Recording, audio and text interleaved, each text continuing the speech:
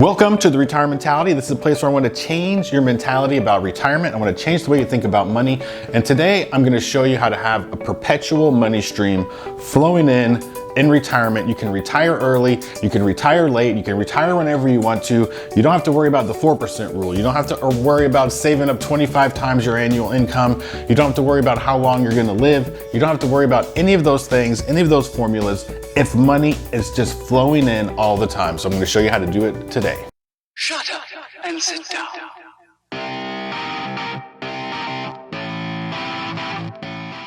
If you've watched any of my other videos, you already know how to do this.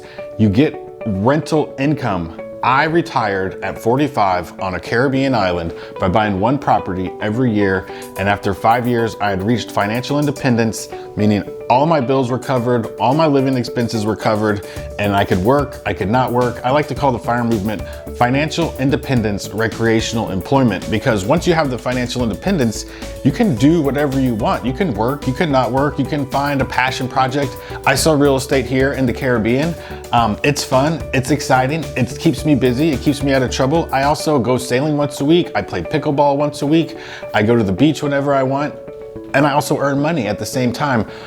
But I can work or don't work. It's that financial independence that is the key to this whole operation. See, most of the people in the FIRE movement, they only talk about saving X amount of dollars and then living on the 4% rule.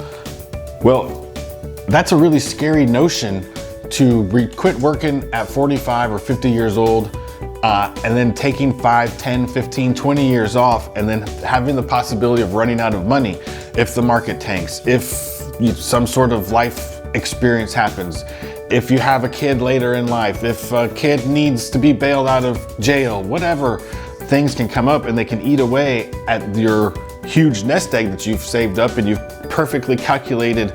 You could withdraw 4% for 37 years based on an annual return of this, and based if inflation doesn't go above X and returns of Y. It gets really complicated and it gets really scary, and that's how you get into the one more year. I'll just work one more year. I'll just save for one more year, and you can do that, and all of a sudden 5 years is gone. But through real estate, my rents are increasing with inflation, so I don't have to worry about that. When this whole pandemic started, we did have some fear that some tenants may not pay rent. They closed down some vacation rentals in certain areas. We thought maybe we wouldn't have income from those vacation rentals for a while. But luckily we're to a place where we have built up a pretty big emergency fund so that we could weather a storm for a year and make all the payments on our rental property. So that's something you have to consider. If you want to see exactly how I did it, you can watch a video I just did the other day called Island Fire, where I created a whole new FIRE movement called Island Fire, where I reached FIRE and moved to a Caribbean island. And I kind of give a quick overview of it. I'll link to that video right up here. And it all depends on what kind of life you want to live. How many properties do you need to buy? How much income do you need to live on? I would suggest figuring out what your expenses are and getting maybe 20, 30% above that. That way you have extra money for travel. I want to have all my bills covered, my living expenses. If it costs me $50,000 a year to live, I want to have at least $75,000 a year coming in from my rental properties. That way I can do some traveling and I can still be putting money into another savings account that I have.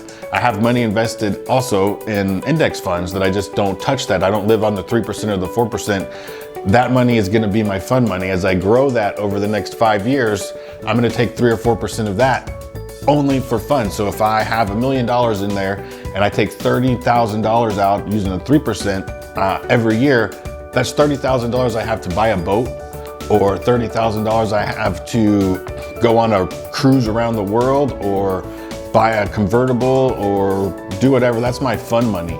So I live on my rental income. I invest the difference of what I make off of the rentals, and then my money from my investments is my fun money. So that is my secret to perpetual money streams flowing in and never running out of money, no matter what age you want to retire at. If you like this concept, if you like this idea, if you like this video, please hit the like button down there. And if you haven't subscribed, hit that subscribe button and I'll give you more great ideas just like this.